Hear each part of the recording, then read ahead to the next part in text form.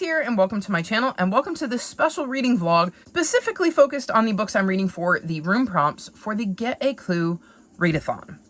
So this is a month-long readathon, and we're going to be getting prompt drops randomly throughout the month where we get a video that gives us our clue.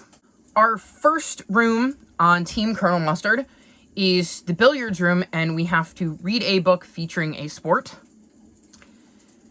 The reason I'm doing this vlog separately is because we're not allowed to talk about the prompts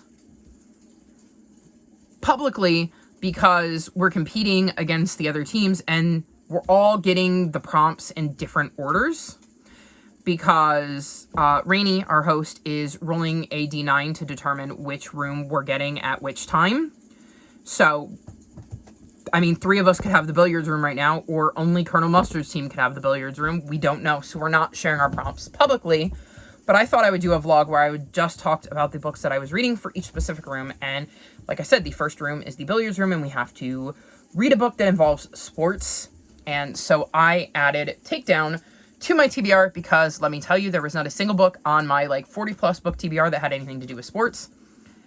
And this follows Michaela, who's a wrestler and grew up in a house full of brothers. And some people don't want a girl on their team. Lev is determined he's going to make it to the state championship, but he ends up being paired with a girl and is worried it's going to get in the way of his goal. And the two of them work hard together and find a way to become friends, but at states, there can only be one winner. So we're going to see them do a wrestling competition, and I'm very excited to see how this plays out, especially with Michaela trying to break some boundaries with girls in wrestling. I'm also really excited to read a wrestling book. Ever since I got this, I was excited to check it out, so I'm very happy that this has given me an excuse to read this book, even if I would have rather been able to pull from my books on my TBR. So I will check back in with you when I'm done with this and let you know what I thought of it, and maybe I will also know what the next room is. So, it is the 11th, and I have finally finished my book for room 1. Due to other commitments with wanting to do a spooky vlog for the last 2 days of October and the first few days of November, and then going right in from that to the final book support group round, it meant I got a little behind on my reading with the Get A Clue Readathon because I could not fit sports into the books I was already reading. And I didn't manage to finish my final book support group TBR, so I was trying to finish the books I was in the middle of before I moved on to my Get A Clue books. But I have finished Takedown. So this follows Lev and Michaela, and they are both into wrestling. Like school wrestling, not like the WWE or AEW, like professional wrestling. They're into like the actual sport. And Michaela and Lev have both moved up to the next class of wrestling, and they're both really nervous because they want to make state. Michaela is struggling because she is a girl, and it is a very male-dominated sport, and she ends up becoming Lev's partner. So they're going to be training together, and it is tough because Michaela is trying to prove that just because she's a girl doesn't mean she can't do it. And Lev is worried about how he's going to get better with a girl as a partner, and we kind of see how things go as they both work towards getting to state and having to overcome these obstacles they feel like are in their way. I gave this 3.75 stars. I liked this book. I liked seeing Michaela's toughness and her strength and her desire to prove everybody wrong and kind of the passion she had for the sport. I liked Lev and the growth we see in his character throughout the story as he really looks at wrestling and what he wants from it and where he wants to go with it long term. I really loved the relationship between Lev and Michaela and how it grew and changed throughout the novel as they both kind of went on their journeys. There were some other things that I didn't love, their relationships with various other characters that occasionally bugged me. But at the core of this is the story about the two of them, their growth and their friendship. So I did really enjoy that. And because wrestling is a sport, I can check off room 1. Colonel Mustard's team came in last, which means we had a punishment for book 2. So the prompt for book 2, which I want to say is for the library, that was for the billiards room, this is for the library, is to read an adaptation, which I was like, oh, that's great. I've got One Piece. I'll read the next One Piece manga. And then I saw the punishment, and the adaptation had to be over 400 pages. And I went, uh-oh. Luckily, there was discussion in the team chat, and I found out that my mom owned a book that is being adapted. It's not a book I would typically read, but it works. Pieces of Her. So this is a thriller that is being adapted. I go into my thrillers blind, so I went into this not knowing much. I'm currently on page 270 of, let's see, 468, so definitely over 400 pages. This is trippy. So we're following this girl named Andy, who is out to like lunch with her mom one day, and this guy comes in and shoots up the diner they're in, and her mother ends up just very calmly facing this murderer down, and it kind of opens Pandora's box, and she realizes there's a lot more to her mother than she knew, that her mother has been keeping secrets, and those secrets may mean that Andy's life is in danger. So, I'm enjoying this. As much as I would enjoy a book of this caliber, I don't think it's going to get more than 4 stars, because it's not really my kind of book, but we'll see. I do occasionally give a thriller more than that. Right now, I'm trying to piece some things together. I already did piece something together, so I'm starting to figure the story out. I'm hoping there's going to be some twists. I'm enjoying watching Andy try to put the pieces together and wondering what exactly her mom's been keeping from her all these years. I think one of my drawbacks is the fact that Andy just seems to accept what her mom has said and didn't really ask any questions and is just going with it. And I don't know, if it was me and my mom, I think I would have asked a few more questions about what is going on, how all of this happened, and why I'm suddenly in danger. So that is definitely lowering my rating a little, but that could be explained as we go throughout the story, because again, I'm only like halfway through. But this is not the worst book I could have read, so I'm enjoying it for what it is, and like I said, I could have been reading something worse. Then I'm going to let you know what the third and the fourth prompt are. The third prompt, I believe we're in the conservatory now, and we needed to read a book with a non-human character. And because we again came in last, we again got a punishment, and the punishment was to read a book from an author you had no intention of reading or kind of had never heard from before, because if you've never heard from them, you obviously had no intention to read them. And I'm going to go with Mouseheart. I think that's what it's called. I'm going to pop a picture up here because I don't actually own the book. I will be listening to the audiobook.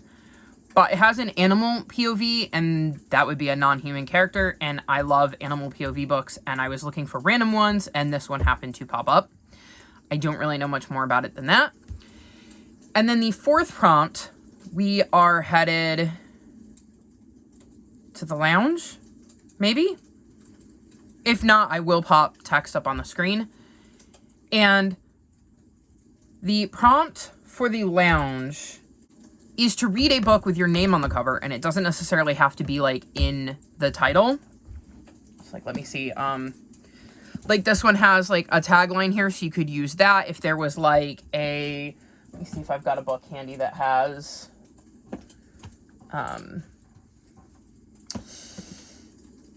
and of course, I have 8 million books in my room. Do you think I could have a single solitary one?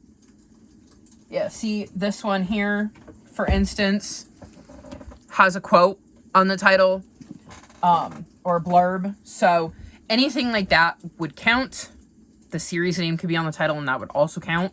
Because we're taking a secret passage, we have a extra prompt that we had to have in, and it was based on the reading of the book before. And Mouse Heart on Goodreads is currently rated 4 stars, which means I needed to read a book that is 4 stars or higher on Goodreads currently. And then we came in last again, and we got the read a book from an author you never intended to read from prompt. So I was like, well, crap. I got lucky, though, because originally I had been leaning towards maybe doing a different book for the non-human character.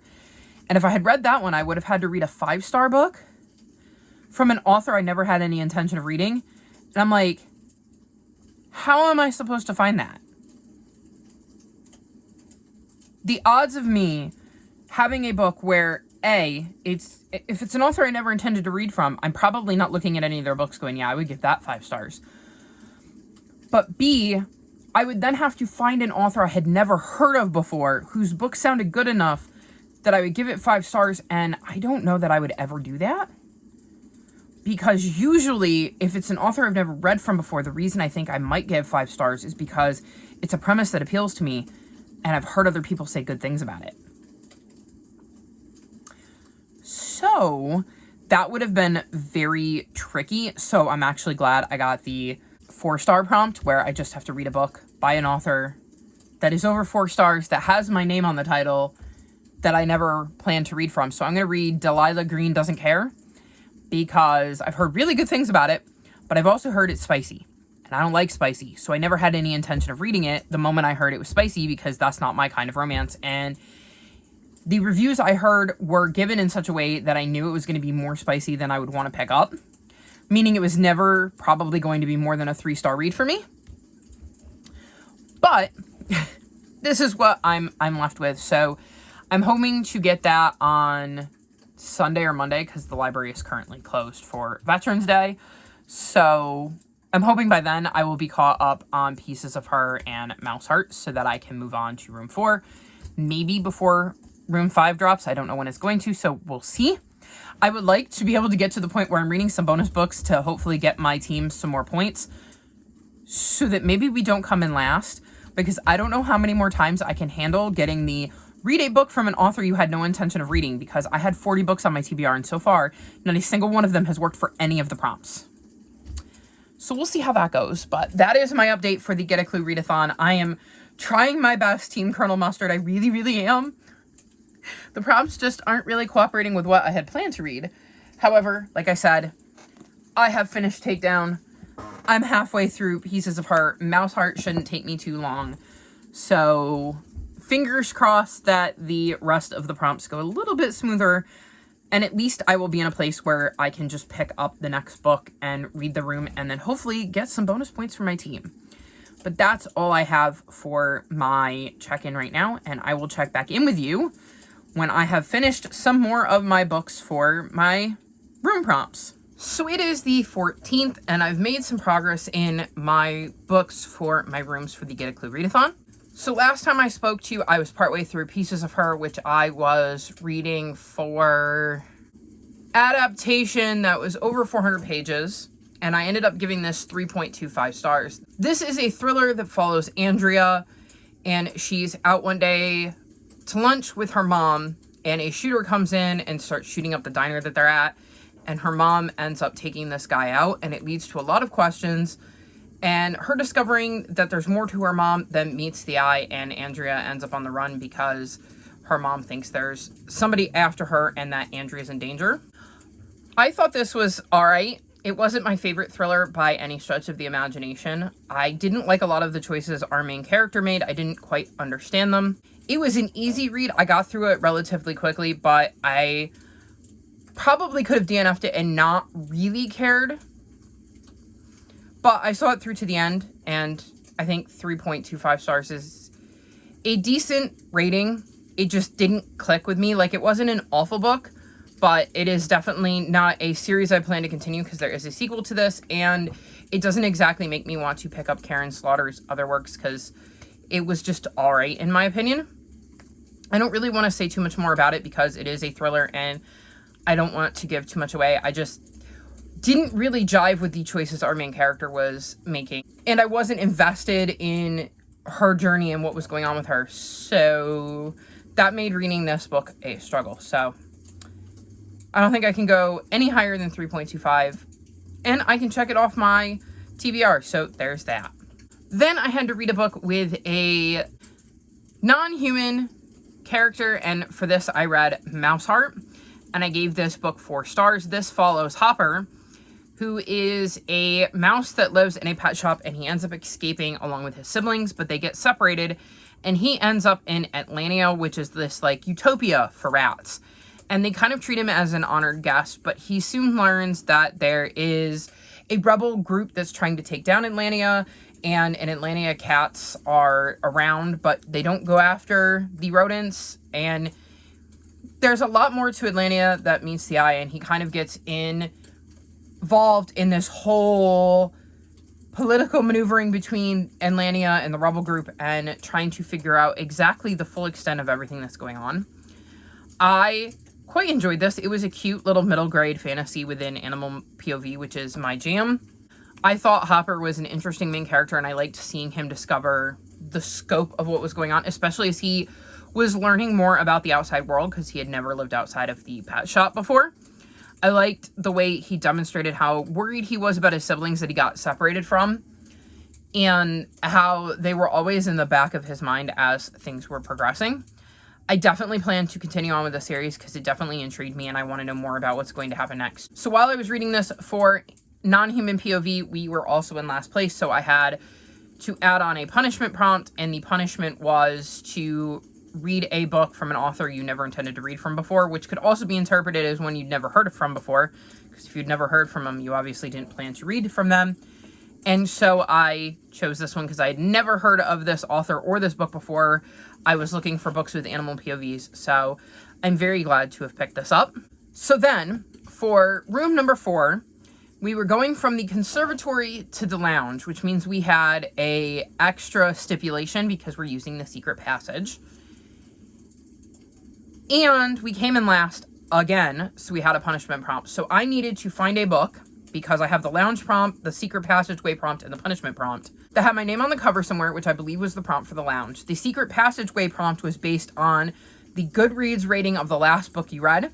Mouseheart was 4.0, so I needed to read a book that was also rated over 4.0 on Goodreads. And then our punishment prompt was once again to read from an author you never intended to read from, so I picked up Delilah Green Doesn't Care. So this has like a 4.14 or 4.25, something somewhere in there, rating on Goodreads, so that fulfilled that part of the prompt. Right down here, we have KRYS, so my name is on the cover, Chris, and I had heard really good things about this, but also that it was a lot spicier than I was going to be interested in, so I had no intention of reading this. So this is a romance, and it follows Delilah, who is coming back to her hometown for the first time in years to be the photographer at her stepsister's wedding. She does not have a good relationship with her stepsister or her stepmother. Her dad died when she was 10. Her mom had died when she was 4. And she ended up being raised by her stepmom because there was nobody else to take care of her. And she very much felt on the outside and kind of ostracized from her stepmom and her stepsister. And like they were kind of only doing it because of duty. And she also felt ostracized by her stepsister's best friends, Iris and Claire. And so she goes home dreading this, but needing the money she's going to make from taking photographs of her stepsister's wedding. And she bumps into Claire and sparks kind of fly. And she realizes this could be a fun way to get back at her stepsister and have a little fun while she's in town by maybe trying to hook up with Claire. Claire, on the other hand, is a single mom. She got pregnant when she was 19. She's raising a kid on the verge of being a teenager and all of the loveliness that comes along with that. And she doesn't really know Delilah, never really did, and is curious about her when she comes back to town. Obviously, due to all of the wedding preparations, they're forced to be around each other, and they may also share a common goal of hating Astrid's fiance and thinking maybe that is another way to kind of spend some time together by getting rid of Astrid's fiance and making her realize that she's about to make a huge mistake. I loved this. If it wasn't for the sex scenes, I would have given this 5 stars.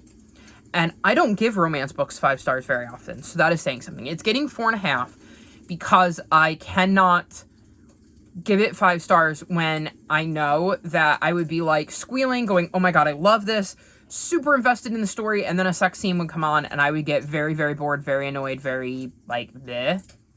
Just not, well, not annoyed, but just not into the story because I don't care about that stuff and it doesn't do anything for me. I don't mind knowing characters are having sex, but I don't need descriptions. So I kind of skim that stuff, but it's one of those things where, like, I started this book before bed with the intention of reading a few chapters, and I finished it around 6:30 a.m. So I couldn't put it down because of how amazing the writing was with the characters and the relationship and the drama that was going on at this wedding and with these characters in their lives and their relationships. But like I said, I was literally like eyes glazed over going, ugh, another one.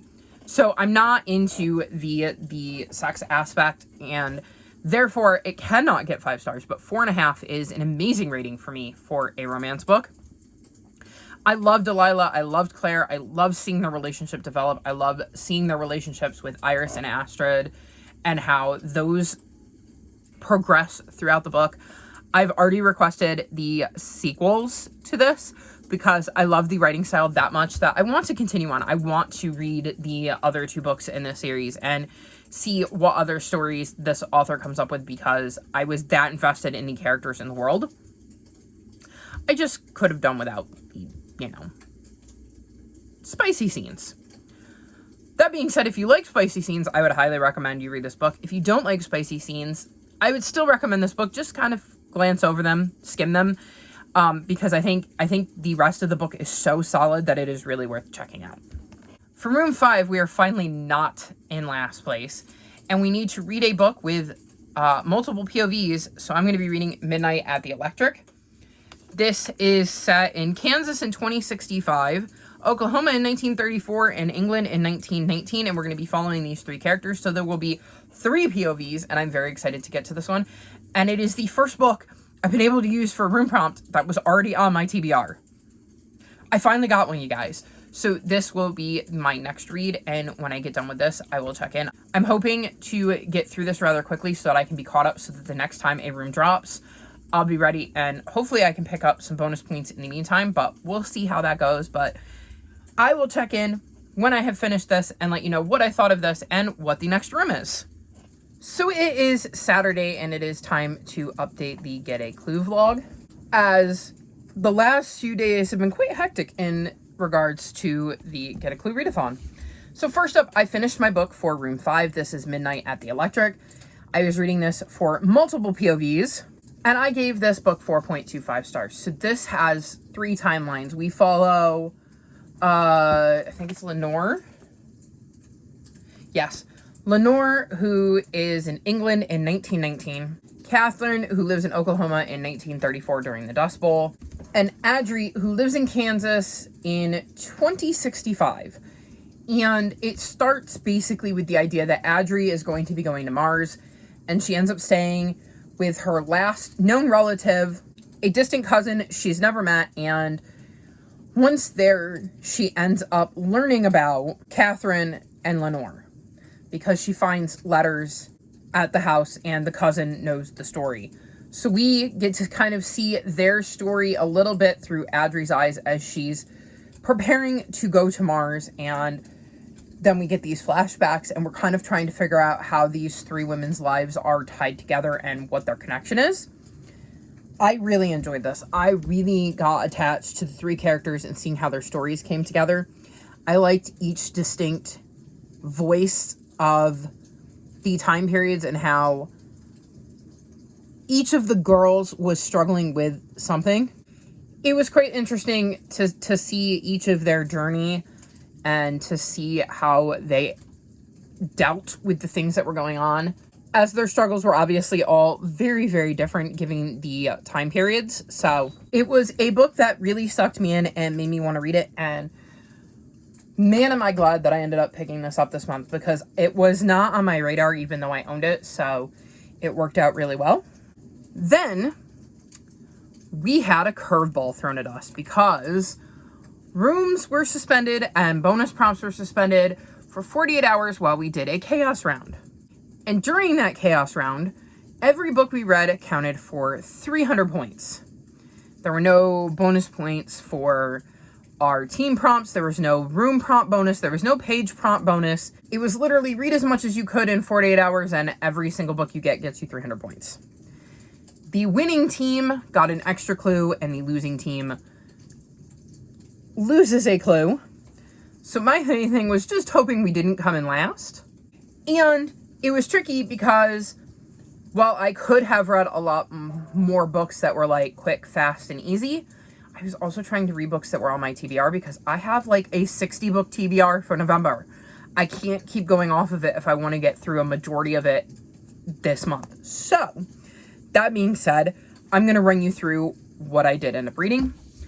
I read Send For Me by Lauren Fox, and I gave this 2.25 stars. This is a historical fiction that takes place in World War II, but it is dual perspective, so we do see a present day storyline where we follow Lisa's granddaughter in a small Midwestern town in the States. And Lise is obviously in Germany in the lead up to World War II. And I just did not care. I didn't care about these characters or their journey. I didn't like the way we kind of bounced around between perspectives and timelines. It was a slog to get through. And I think if I hadn't wanted the points, I probably would have DNF'd it. I understand now why this was my lowest rated on my TBR because it didn't work for me. And I just never got attached. And usually with World War II stories, I get attached to the characters because we're talking about something so awful that usually the book is written in such a way where I really feel for the characters. And this time I was just like, eh? I think part of it was because of how the POVs kind of shifted and there wasn't really a clear-cut sign as to when they were shifting. And so you kind of really had to pay attention because all of a sudden you were in not only a different POV, but possibly a completely different timeline. Because sometimes we were getting POVs that weren't Lise and her granddaughter, but were in the same time period. So it was just a really confusing book that did not allow me to really connect with anybody. So it was kind of disappointing, but I got it over with and I can check it off of my TBR. I read Apartment 1986, and I'm not going to talk about this one because it is a fall cover, which is a series I do on my channel where I talk about books whose covers give me the vibe of the season we're going into. I'll link it up in the cards if you want to check out what I picked for this round, but I will be doing a separate vlog for this where I talk about whether it was set in fall, what my rating was, and if I enjoyed it or not. Then I read The Night Diary. This was a historathon prompt, and I was trying to get to that this week, so it seemed like a no-brainer to stick this on here. I ended up giving this one 4 stars. This follows Nisha, and she lives in India in 1947, and it's newly freed from British rule, and it gets separated into 2 countries, Pakistan and India. And the Hindu individuals are supposed to go stay in the kind of new India, because India was split in half. And the Muslims are supposed to go stay in Pakistan, and since Nisha and her father are Hindu, they have to go because it's getting too dangerous for them as Hindus to stay in Pakistan. And we see her journey from Pakistan to this new India, and it is told through letters that Nisha writes to her mother, who died, I believe, in childbirth of her and her twin brother. So I thought it was a really interesting way to kind of showcase Nisha's journey with her writing these letters in her diary to her mom and telling her mom everything that was going through her head and describing things that happened along the way and her thoughts, her fears, some of the significant events, things that were making her sad or angry or whatever. So I thought that really added to the story. I knew nothing about this particular time period, so it was quite interesting to see that perspective on India and Pakistan. Like, I can honestly say I had no idea that Pakistan used to be part of India. So that was a brand new fact I learned. I thought this was an interesting historical fiction, and it was rather quick to get through because of the way the letters are broken down. So it made the pace go faster. So thumbs up for that. Then I read One Piece Volume 3, and I gave this 4 stars. This is a manga that follows Luffy, who wants to be a pirate king, and as a child, he eats the gum gum fruit, and the side effect of this is that he can no longer swim, which is going to make it really hard for him to become the pirate king. But the bonus is that he is now made of rubber, which makes him very hard to deal with because he's all rubber. And we're seeing him kind of in each story take steps to kind of become the pirate king. And in this first arc, we're seeing him kind of gather his crew. I'm really enjoying this series. I think it's quite interesting. And I don't know that I'm attached to it as other people seem to be, because I know it's very, very popular. But I'm wondering if the reason people are attached is because there's like over 100 volumes of One Piece, and maybe the further I get in the series, the more attached I'm going to get, and it will make sense down the line. I'm enjoying my read of it, and it was the perfect time to stick this book on here because it's such a quick book, and for a 48-hour chaos round, this is a quick, easy 300 points.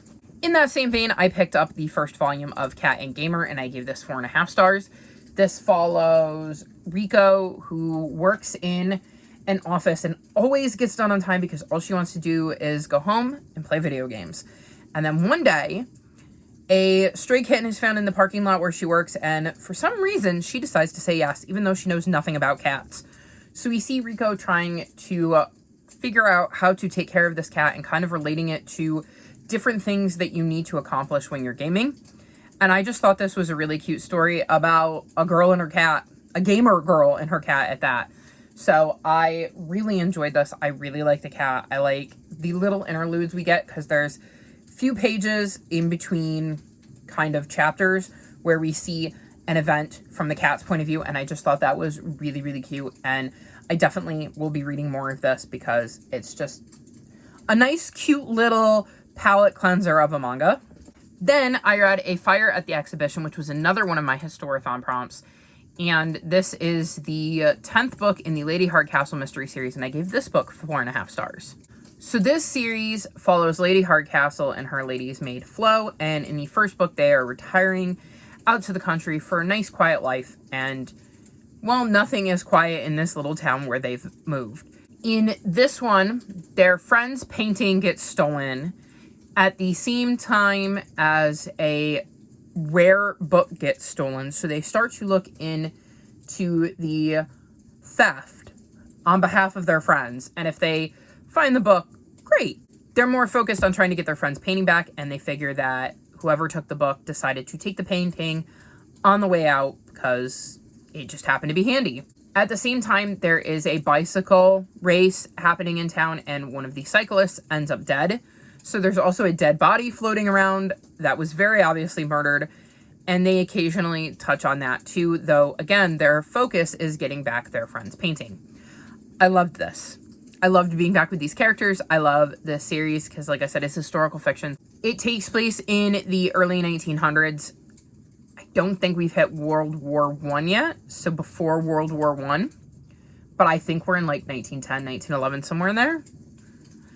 And I've really enjoyed the series. I love the relationship between Lady Hardcastle and Flo. They have such a fun relationship, and I love the way they play off of one another.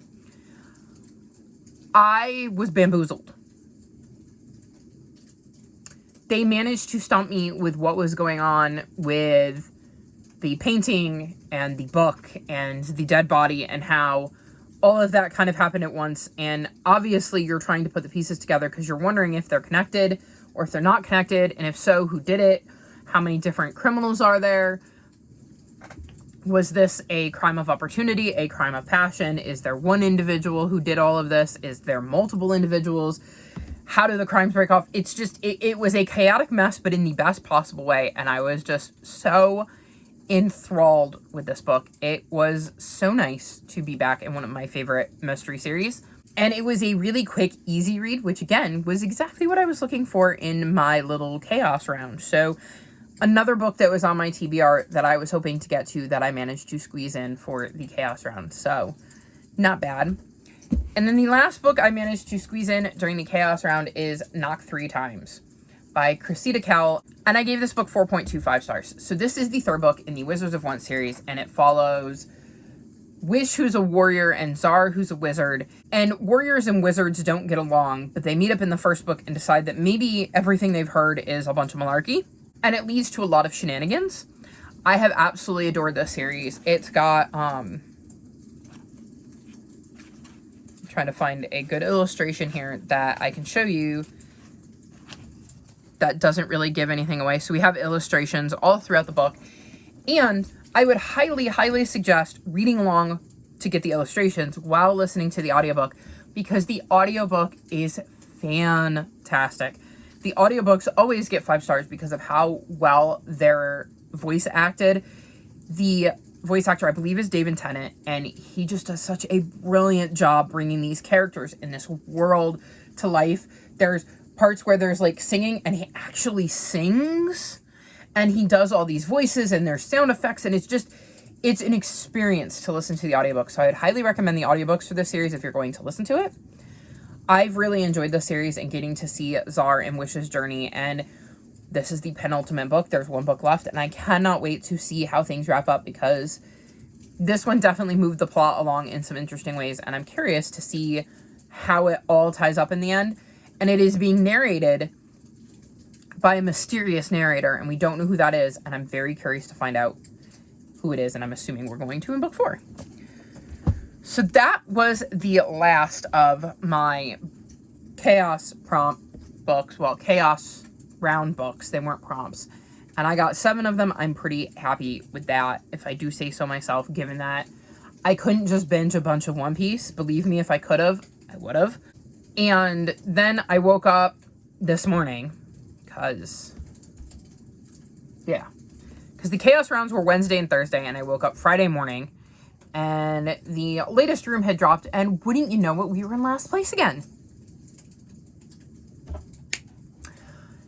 And the prompt this time was to read a book published in your birth month. Now that would be hard enough. But then our punishment meant that we had to read a book published in our birth month whose page count was divisible by 3. And I had exactly 2 books on my TBR whose page count was divisible by 3. Both of them were nonfiction. Neither one of them was what I wanted to be reading right now. So the one I didn't pick is Tender at the Bone. I was supposed to read this, I want to say, in July, and it's just not what I want to be reading right now. So I definitely didn't want to go into a slump because of the fact that I just binged a bunch of books. It would be really easy to go slumpy right now. So I went with the other one, especially considering it's on my Phase 10 TBR, and that is My Very Good, Very Bad Dog, Chicken Soup for the Soul. I am currently on page 62. This was published in February according to Goodreads, and it clocks in... Got to get past all of the, author explanations and that stuff. At 351 pages... So that would be 117, I believe. If you divided it by 3. I think that sounds right. I'm trying to do math in my head at 2:45 in the morning. So I used a calculator. Where is...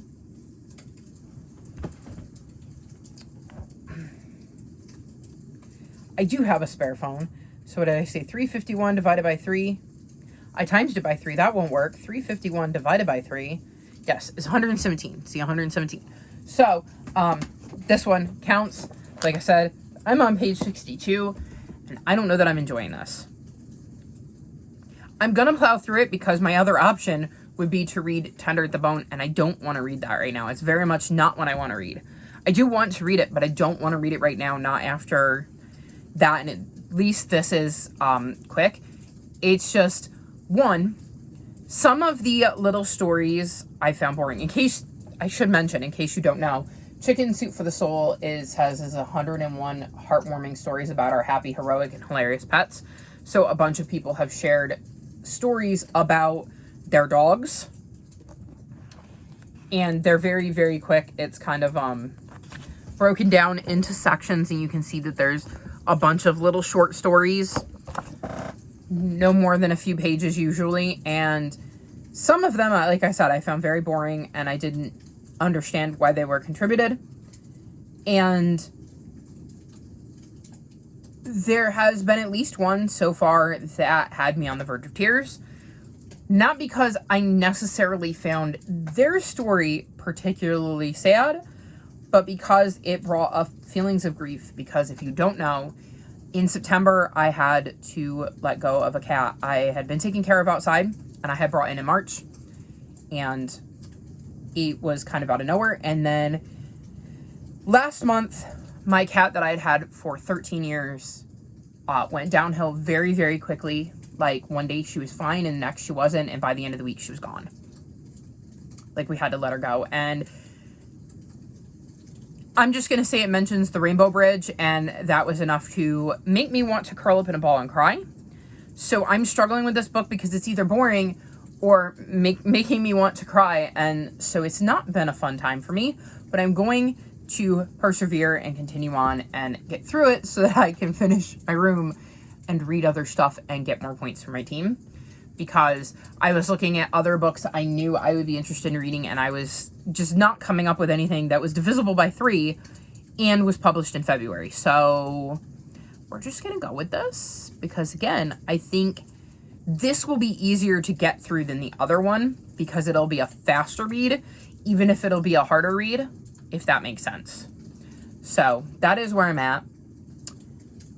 I am hoping that we're somehow not last. At least this time, I'm not just sitting there going, I can't read for another 4 days. Could you not drop 3 rooms? So, yeah, there's at least that little bright side. And there's only 9 rooms, and this is room 6. So there's only 3 rooms left to be dropped. So I should be able to get in some other books and get us some bonus points if I can just get through this. So that's going to be my goal. I'm going to read this, and I will check back in with you when the next room drops to let you know what I thought of this and what I'm reading for the next prompt. And with our luck, what the punishment prompt is going to be for that one and how it's going to, again, bite us in the butt. So it is now the 23rd, and I need to check in because I have finished 2 more rooms.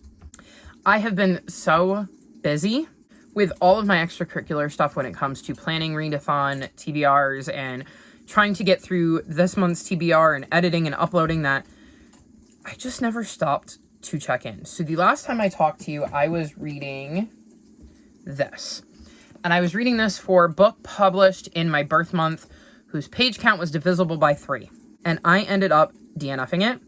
If you want my full thoughts on this, you should check out the vlog for this week in the readathon because I do dive into it there. I'll link it in the cards because that'll be out before this one will be. Basically, there was a story that involved the phrase mental illness in air quotes, and the person who submitted the story beating themselves up for having a mental illness, and I did not like the way it was represented. But if you want my full thoughts, I go into way more detail in my weekly reading vlog, so I would suggest you check that out if you want some more information. I ended up picking up a different book for that prompt, and what I did was I used Google to find out books that came out in February, that were published in February, and I wanted a cozy mystery, so I found a cozy mystery that was published in February that was the first in a series, and according to Amazon had 303 pages, which is divisible by 3, and like I said, it was published in February, so I listened to the audiobook, which is why I was using Amazon's page count, because I did not have a physical copy, and that was 6 Sweets Under.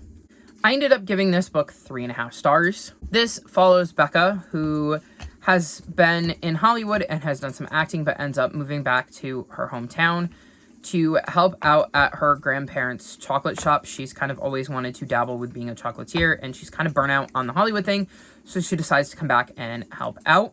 She happens to choose a time of year where gondola races are going to be happening, and it brings kind of tourists to this town, and an old man who lives in the town named Archie is not exactly thrilled about tourists coming to town and kind of causing chaos. And one day, he turns up dead, face down, I believe, in the lake, and it would be no big deal I mean, outside of a murder, aside from the fact that Becca's grandfather had a heated argument with Archie before he died and kind of becomes the number one suspect, which leaves Becca wanting to clear her grandfather's name. I thought this was a decent start to a series. I might have enjoyed it more had I had the physical book, because I do struggle with audiobooks when I don't know the characters, because sometimes I realize I miss details and it's harder to go back, because I realize I might know vaguely where the detail was, and if I can flip back physically, that's great, but it's much harder to do in an audiobook, so I usually just let it slide. I kind of like the way the book was set up and how the characters were introduced, so I'm definitely curious to see if the series gets better, and it is one I will continue, because I have found several cozy mystery series where I kind of thought the first book was kind of in that 3-star range and ended up really glad that I continued the series because it got better as it went along. So no reason I won't continue with this one. I also can say I did not figure out the mystery whatsoever and was absolutely invested in trying to figure it out, because obviously I didn't think it was Becca's grandfather. So that ended up working out really well for this readathon and kind of getting me out of a jam, because the only other book on my TBR that was published in my birth month and was divisible by 3 was a book I was very much not in the mood to read. And I'm feeling a little bit slumpy after the relay, so I wanted something I knew was going to kind of keep me invested. Then, I think, I don't even remember which room this is for, the ballroom maybe? We didn't come in last, which was great, so we only have to do the original prompt, which was to start a series. And I had a book that was the beginning of a series on my TBR, which is The Broken Spine, and this is another cozy mystery. In this one, we're following True, who works in a library, and we're right on the verge of it updating into a bookless library. And basically what that means is that you'll still have access to like ebooks and stuff, but when you go to the physical library, there won't be any of these. There'll be tablets that you can use, computers, like 3D printers. They're really planning to bring the library into the next century and kind of update it into this really technological hub instead of like a book and paper like library. And True is very much not happy about that, and with the help of a couple of friends, secrets away some of the books before they can be shipped out of the library into the library's basement to create a secret library within the library. This would be all well and good, except for the fact that the town manager, who's been behind this big transformation, ends up dying in the library after a giant shelf falls on him, and True is the first person to come across him. It is very obviously murdered because the shelving unit was unscrewed from the floor, and she can't explain where she's been or what she's been doing and how nobody saw her in the library prior to that, because she doesn't want to give away the fact that she's got this secret library. So she becomes suspect numero uno and has to work to clear her name and figure out who actually killed the town manager while keeping her secret library a secret. I thought this was a decent start to a cozy mystery series. I really enjoyed getting to meet the characters that I'm assuming are going to continue to pop up in other books. It was very interesting to see the dynamic True has with her mother, and I can feel that that's going to be quite interesting in subsequent books as to how that affects what I'm going to assume is a bunch of murders she finds herself involved with or investigating for one reason or another. She has a cute cat sidekick that she's named Dewey Decimal, and Dewey for short. He is a stray cat that she meets at the very beginning of the book and ends up taking in. And I thought this was just a nice little start to the series and did a really good job of setting up like the location and all of the characters and having a decent mystery to kick off the series. So if I was going to start a series, I'm very happy it was this one. That being said, we're now in between rooms. I have no idea what the next room is going to be or when it's going to drop. And with my luck and the way everything's been going, I'll be adding another book to my TBR. And I wonder why I need to read like 1,000 pages a day to finish my TBR before the end of the month, which is definitely 100% not happening. And by TBR, just so everybody is clear, I don't mean that TBR. I tend to go into my month with that TBR, any readathon TBRs I have, and then basically on my spreadsheet, I have that, and then I have all of the library books I have out of the library on that spreadsheet so that I know what I have to choose from when I'm looking for something to read. So I had like 62 books on my TBR. I knew I wasn't going to get to all of them, but I wanted it kind of, you know, front and center and handy so that, especially with this readathon, when I needed a prompt, I could easily see what my options were and if I could make any of those books work before I went to, like, my bookshelves or, you know, Scribd, my library, Hoopla, etc. So, yeah. I'm very excited to be done with the next room and be kind of waiting for the... I think we have 2 left. So, I expect to get the next clue soon. So,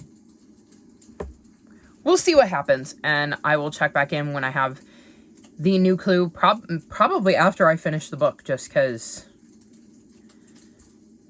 it would be a very short clip if I popped on here just to tell you. So here's the new room, and here's the clue, and here's the book I'm going to read, and then pop back off. So yeah, I'll probably pop back on here and let you know what the room was, what the prompt was, and what I ended up reading for it. So it is the 27th, and the final 2 room prompts have dropped. I have finished room 8 and am getting ready to start room 9, so I thought I should mention what I read and stuff. So for room 8, we were into the kitchen, and that meant we had to read a book that somehow involved food. And because we were in last place, it had to have a mostly black cover. And boy, did I struggle with this one. Originally, I was focused on there had to be like food on the cover or in the title. And then somebody in our Discord chat mentioned that it could be food related and had given me a suggestion of a book I had already read. And this was The Case of the Deep Dean Vampire. And this is a novella in the Murder Most Unladylike series. And I wasn't really looking for a reread, but it was short. And I was really stumped. Because I could find books that sounded really interesting that had black covers. And I could find books that sounded really interesting that were related to food. But I was really struggling to find one that kind of had both. The handful of suggestions I saw were books I was not interested in any way, shape, or form, or had already read. Like, I've read Twilight, but I don't have any desire to reread it. Somebody suggested the book Crave, which seemed very similar in premise to Twilight, so it was another one I wasn't really interested in. I believe somebody was reading, like, a horror novel, which is not my jam.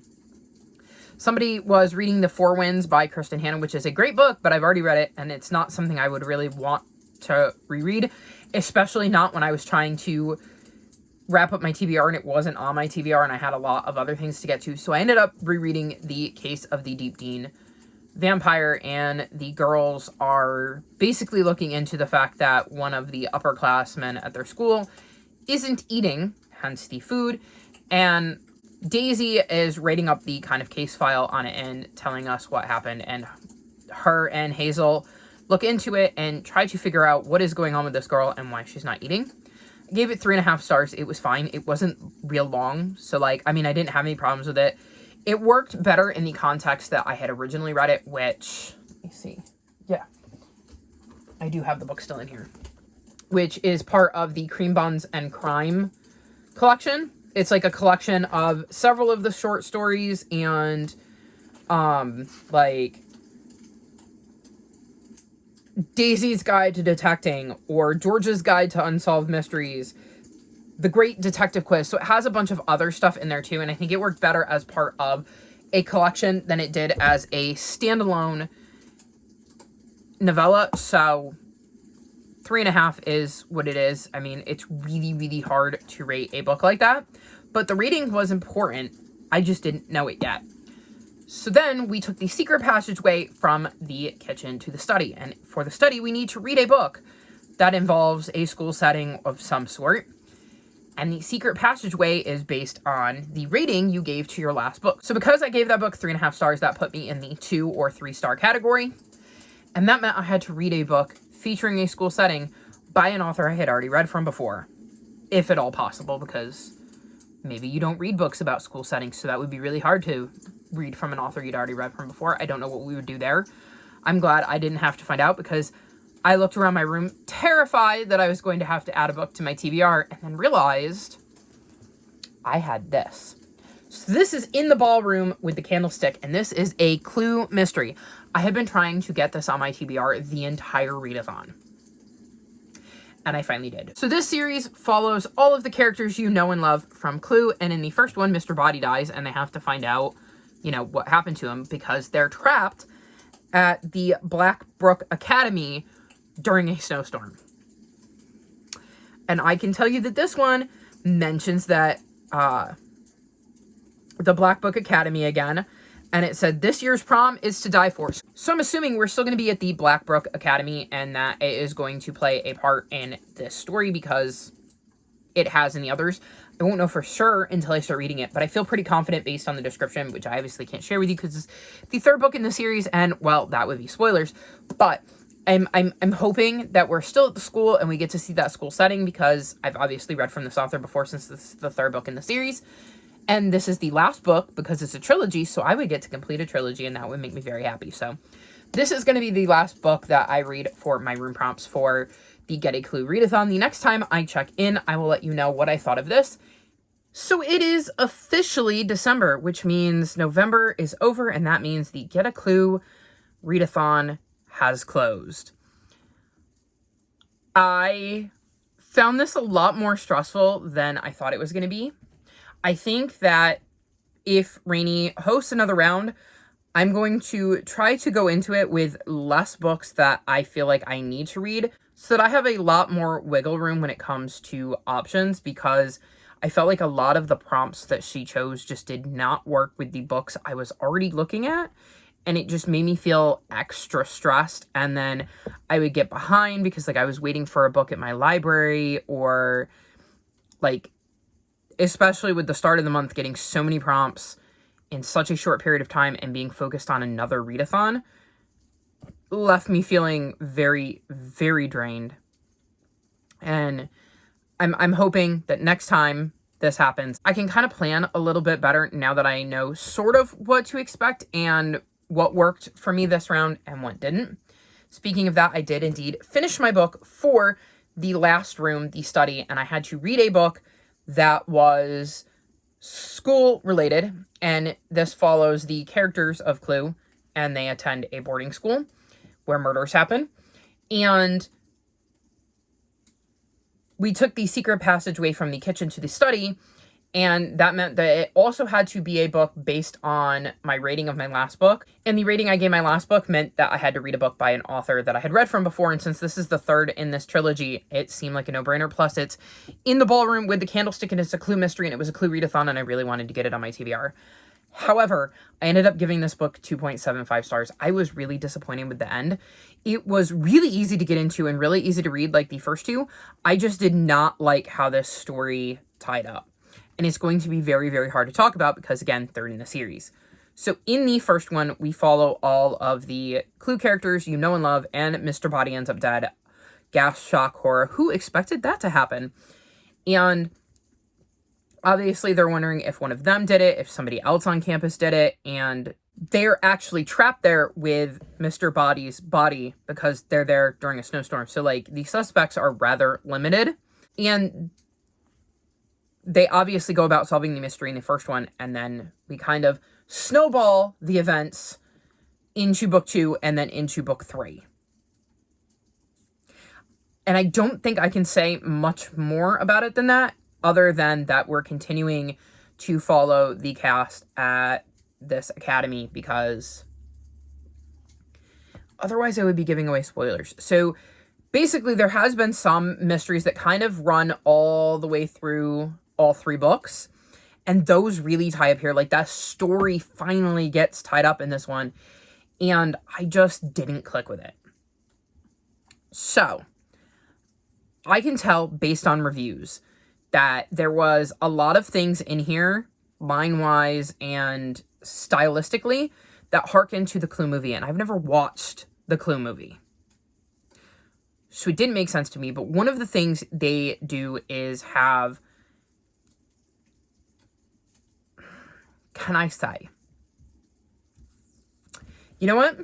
I don't think it's a massive spoiler. It's a very minor spoiler, but I am going to utilize my spoiler sticker. So as long as I'm holding this up, I will be slightly spoiling the end, but not giving away anything like major. Okay? If you want to be gone, you better be gone because I'm about to talk about spoilers. Sort of. So at the end, there is the ending. And then they said, well, it could have happened this way, or it could have happened like this. And then that ending plays out. And then they said, I mean, that was a nice ending, but what really happened was... And then we get the actual ending of the book.